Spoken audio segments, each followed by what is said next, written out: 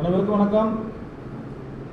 இது பார்த்தீங்கன்னா வலம்புரி ஐயப்பன் காலச்சக்கரங்கிற ஒரு யூடியூப் சேனலுக்காக பண்ணுறேன்.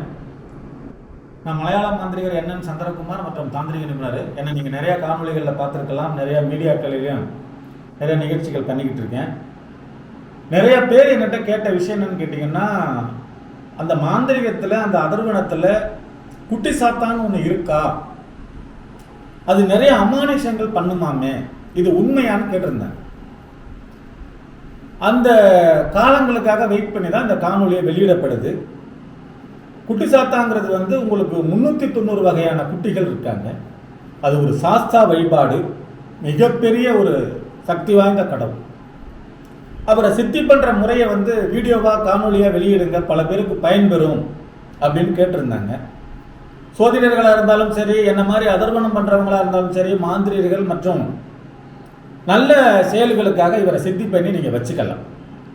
21 நாள் அவகாசம். அதை எப்படி சித்தி பண்ணணுங்கிறத விளக்கமாக இப்போ உங்களுக்கு செய்முறை விளக்கத்தோடு இந்த காணொலியை வெளியிடுறேன். நீங்கள் இதை கையாளும் பொழுது நல்ல குருமார்கள்கிட்ட நீங்கள் அணுகி அவங்களுடைய அனுமதியோடு நீங்கள் பண்ணுறது நல்லது, சரிங்களா? இப்போ முதல்ல குட்டி சாத்தானை சித்தி பண்ணுறதுக்கு என்ன பண்ணணும், அதுதான் கேள்வி, சரிங்களா? குட்டி சாத்தானை சித்தி பண்ணுறதுக்கு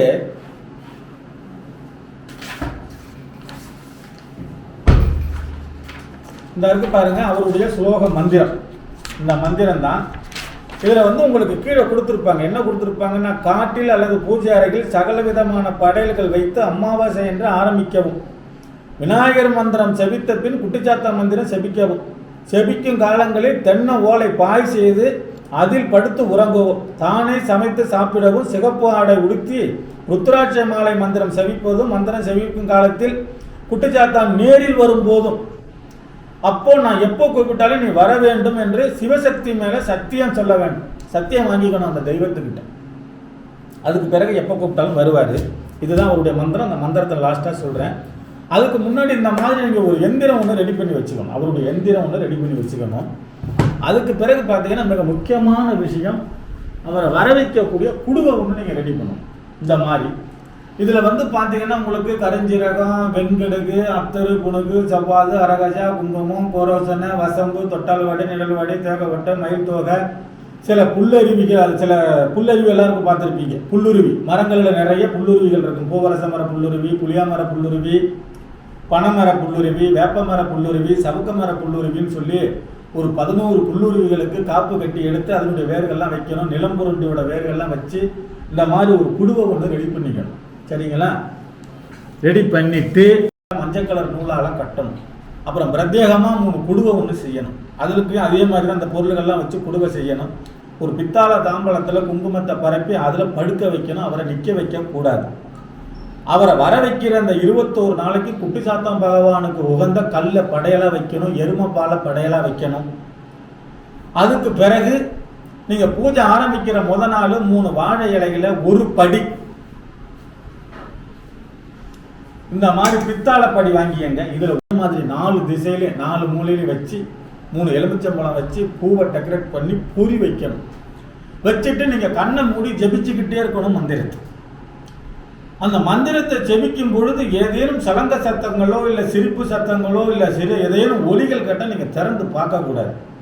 அவர் வர்றதுக்கான அறிகுறி. நீங்கள் மந்திரத்தை விடாமல் செபிச்சு அந்த ஓசை கேட்டதுக்கு பிறகு நீங்கள் திறந்து பார்த்தீங்கன்னா அவருடைய காலடி தடம் குட்டி குட்டியாக அந்த பச்சரிசி மாவுல தெரியும். செய்கிறோங்கிறத இப்போ நீங்கள் பார்க்க போறீங்க, சரிங்களா? விளக்கத்தோடு சொல்கிறேன் பாருங்கள். இந்த மாதிரி மைக்கோவலையில் இந்த மை வச்சுக்கோங்க. இந்த அவருக்கு உண்டான மை இதை தான் நீங்கள் நெத்தியில் வச்சுக்கிட்டு சொல்லணும்.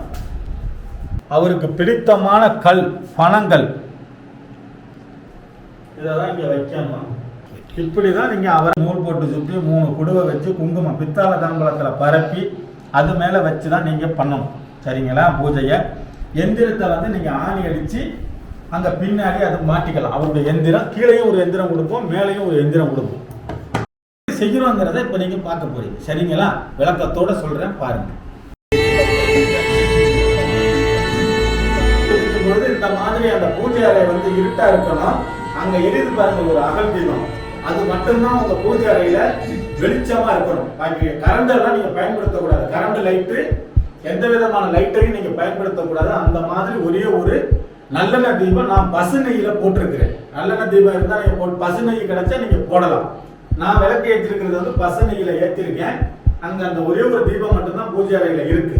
அப்ப நீங்க இருட்டுக்குள்ளதான் நின்றுகிட்டோ உட்கார்ந்துகிட்டோ மந்திரம் சொல்லணும். எனக்கு கொடுத்த மந்திரம் அறிவும் கனகமுடி சாத்தான், கருமுடி சாத்தான், அகோரமுடி சாத்தான், ஆவடுகள் என்று எதிர்த்த பேர் மீது போடு, தீயடு தீயடு நான் நினைத்த பேர் மீது போடு, இரக்கம் வராது, என்ன நினையாது, என் பேரை தெரிவிக்காதே, சீக்கிரம் சீக்கிரம் ஓம் சுவாக. அறிவும் கனகமுடி சாத்தான், கருமுடி சாத்தான், அகோரமுடி சாத்தான், ஆவடுகள் என்று எதிர்த்த பேர் மீது போடு, தீயடு தீயடு நான் நினைத்த பேர் மீது போடு, இரக்கம் வராதே, என்ன நினையாதே, பேரை தெரிவிக்காதே, சீக்கிரம் சீக்கிரம் ஓம் சுவாக. நான் ஏறத்தாழ 48 நாளைக்கு மேல இந்த மண்டல பூஜை எல்லாம் பண்ணி அவரை நான் சித்தி பண்ணியிருக்கேன். அவர் என்னுடைய அழைப்புக்கு ஏற்ப வருவாரு. இப்ப நீங்க வந்து அவர் வந்துட்டு போனதுக்கான அறிகுறியை உங்களுக்கு நம்ம காமிக்கிறோம். முதல் முறையா இதை யாரும் பண்ணியிருக்காங்களான்னு தெரியல. ஆனா நான் வந்து இதை வெளிப்படையா எந்த ஒளிமறைவும் இல்லாம வெளியிட்டு இருக்கிறேன். இந்த பூஜையில ஈடுபடணும்னு நினைக்கிற நீங்க ஏதேனும் சந்தேகம் இருந்தா நாங்க கீழே அதுல வாட்ஸ்அப் நம்பர், போன் நம்பர் கொடுத்துருப்போம். நீங்க அதில் தொடர்பு கொண்டு இந்த எந்திரங்கள், இந்த பாதைகள் தேவைங்கிற பட்சத்தில் நீங்க வாங்கி பயன்படுத்தலாம், நல்ல காரியங்களுக்கு மட்டும். சரிங்களா? இப்ப நான் மந்திரம் சொல்லியிருக்கேன். அவரு நான் சித்தியாகும் போது எனக்கு ஒரு சில விஷயங்கள் சொல்லியிருக்காங்க. அதை சொல்லி நான் அவரை கூப்பிட்டு இருக்கிறேன். விரைவில் அவருடைய தரிசனம் அவர் அனுமதியோட பதிவிடப்படும். இப்ப அது முடியாதுன்னு சொல்லிட்டாரு. பதிவிட முடியாது, நான் மீடியாக்களிலோ கேமராக்களிலே ஏன்னா அந்த அளவுக்காக பேச்சுவார்த்தை நடத்துறாங்கலாம் கேட்காதீங்க. சில பேர் கமான் அப்படி வேண்டாம். சரியா?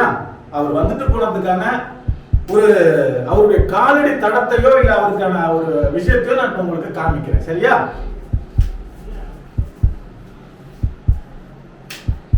இப்ப லைட் போட்டாச்சு. அந்த படையலுக்கு நம்ம போறோம்.